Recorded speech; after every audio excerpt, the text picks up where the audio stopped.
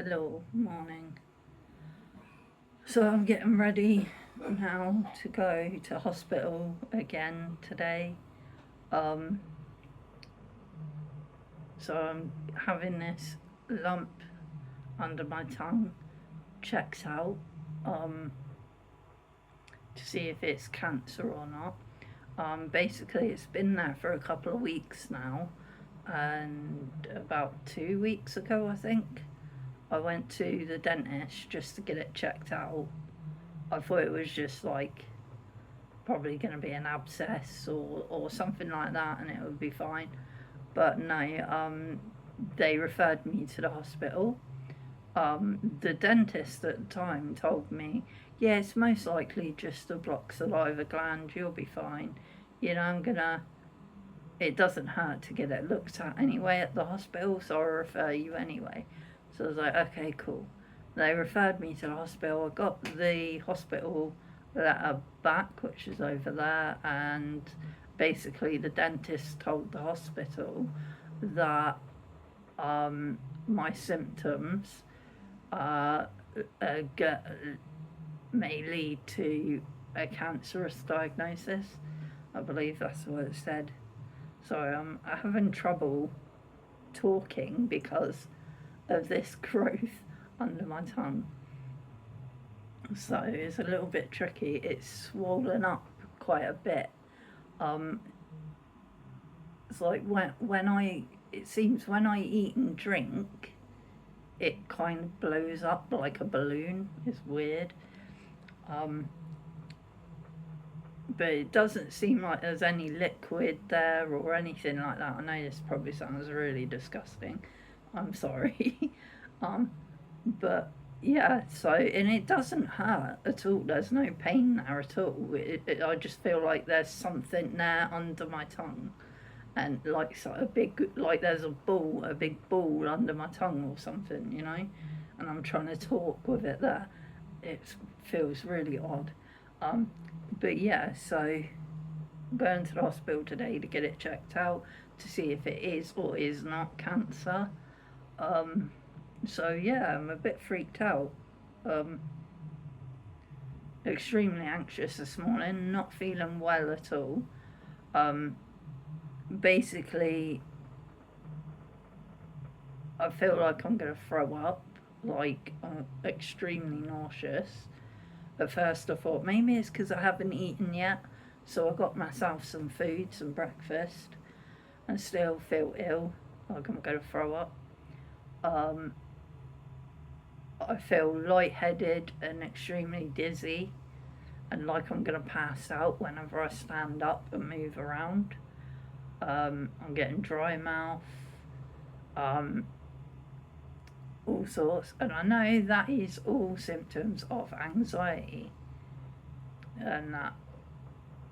But the problem is, something I wanted to highlight in this video actually, is about anxiety, and about um, how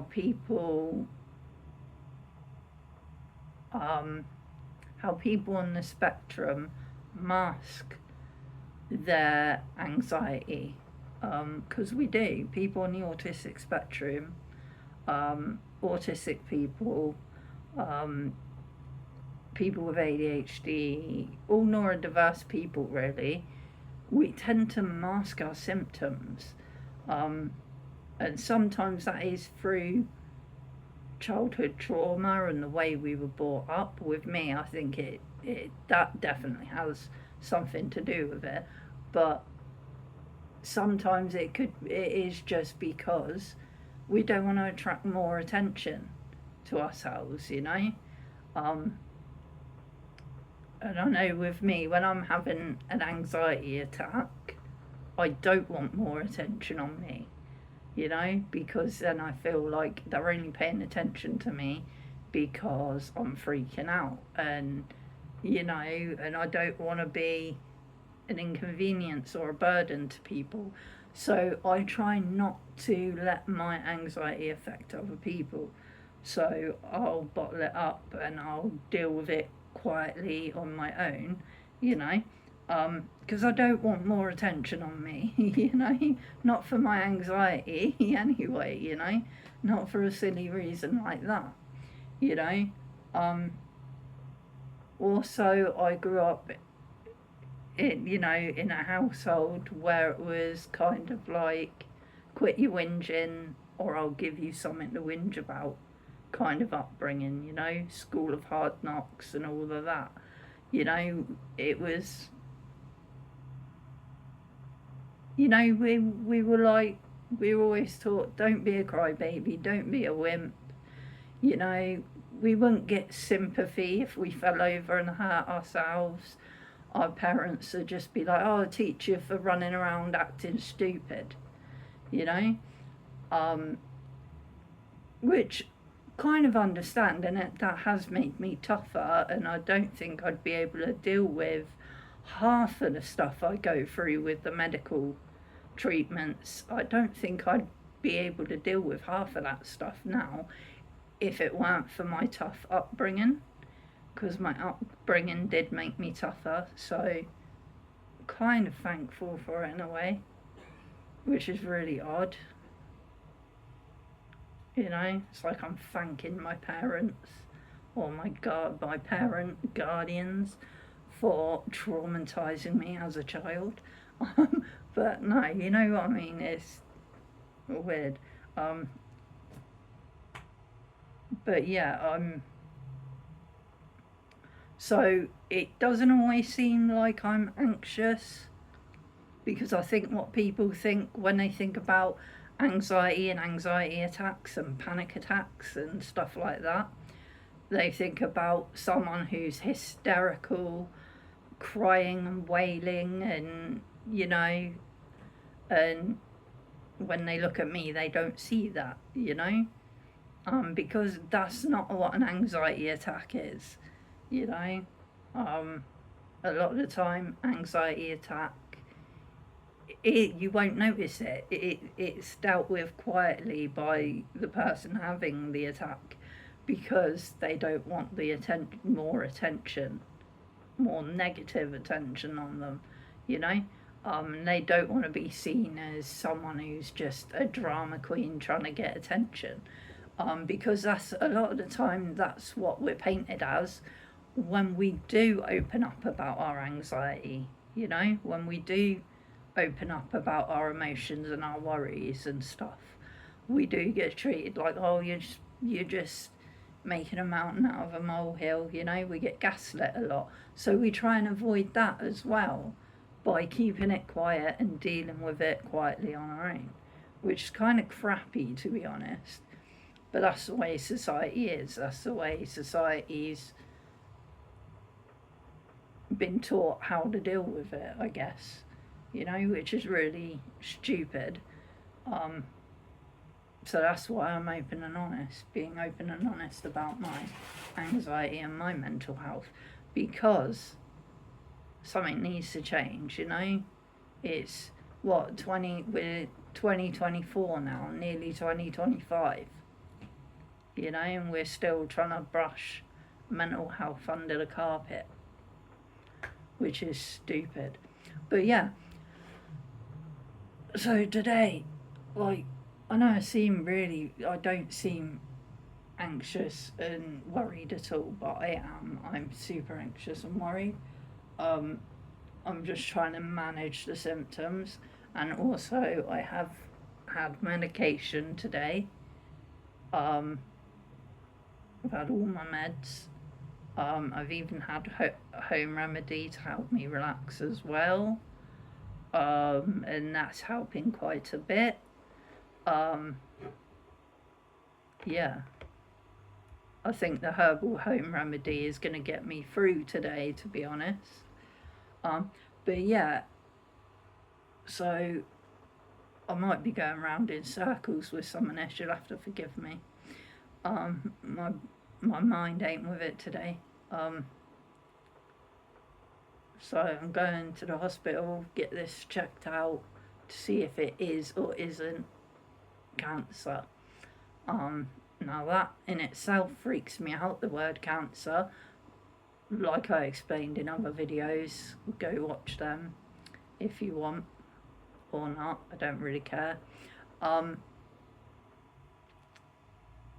But yeah, as I said in other videos, like I saw my mum pass away from cancer. I saw my nan pass away from cancer. I've had a few other family members who have had cancer and passed away from it. You know, so that kind of freaks me out. Because the way my mum went and my nan went, doesn't seem like that's not the way I want to go. Probably really morbid, me talking about this, but it's what's on my mind at the moment, and I suppose being open and honest and talking about it is good, really, because it's getting it off my mind. But yeah, my mum was, now before the cancer, my mum was quite a large woman. I wouldn't say fat, but you know, she was big boned. She had the Irish build, because her dad was Irish, so she had the Irish build. My nan was quite big boned as well. You know, most of the women in our family are larger women. You know, there's no shame in that, but they were. And my mum was quite large. I saw her, once she got the cancer, I saw her go from this large, healthy looking woman in a matter of a couple of weeks or a couple of months to this stick figure, pale, ill looking, going in and out of consciousness. You know, I won't go into too much detail, but you know, I saw cancer turn my mum from this healthy, big, you know, she was bright and bubbly when her mental health was in the right place. She was bright and bubbly and happy, always laughing and joking with us. You know, I saw it turn her from that to this shriveled, like, yeah, you can probably get where I'm going. I don't want to go too much into detail with it because it will trigger me. But yeah, you know, and I don't want that to happen to me, and that's what freaks me out the most. Because if I do have cancer, I'm thinking that's the way I'm gonna go, and that's not how I want to go, you know. So that's kind of playing on my mind at the moment, and I think that's what's causing a lot of the anxiety and stuff. So yeah, it's rather freaky. See, by the time I'm done with this appointment this afternoon, I'm probably going to get home and I'm going to be making a video later on this evening going, yeah, it wasn't cancer, it's all good, it was just a blocked saliva gland or something like that, you know, and they fixed it all and I'm all good. You know, that's probably what's going to be happening this evening, you know. So I've probably got nothing to worry about at all. But still, this letter freaked me the heck out. I'm not going to show you the front of the letter or anything because it has details on it that the internet doesn't need to know. But there you go, my letter from the hospital. But yeah, it says you have been referred for an urgent appointment because your GP, in this case it was a dentist for me, is concerned that your symptoms might indicate a cancerous diagnosis. So yeah, like,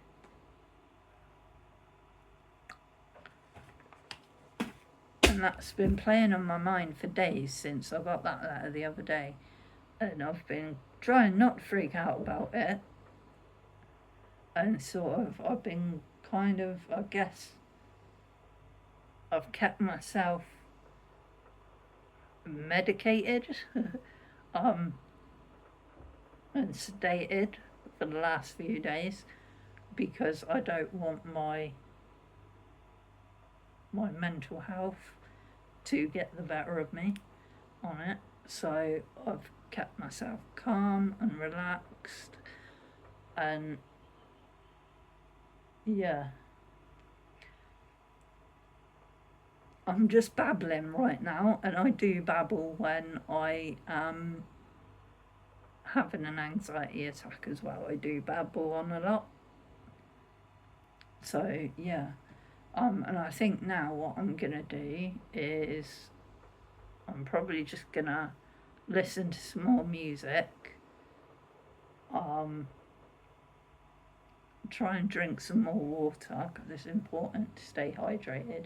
And for some reason, the water in my bottle here tastes odd. I mean, the bottle was clean,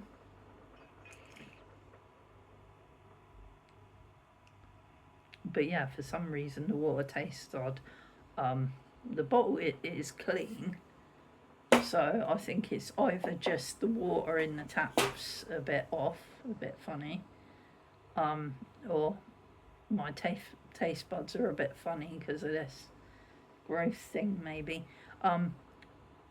But yeah, I've not showed the lump on camera yet, and I'm not gonna because it's quite disgusting. But it's like it's like a ball under my tongue. It's like the size of a grape at the moment. It's like I've got a grape under my tongue. It's really weird. But yeah, so I'm not going to show it just yet on camera because it's quite disgusting in there, and I actually haven't brushed my teeth yet this morning. I'm going to brush them in a minute before I go out.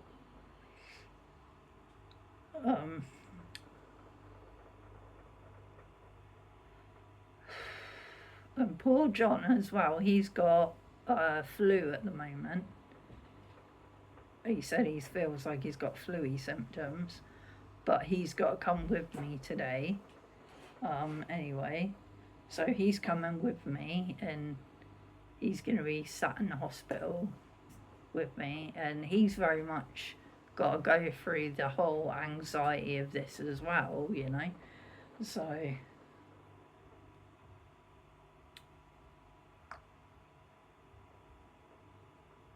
but yeah, I'm gonna go listen to some music, drink some more water, and take some more meds, and then yeah, try and relax before this appointment.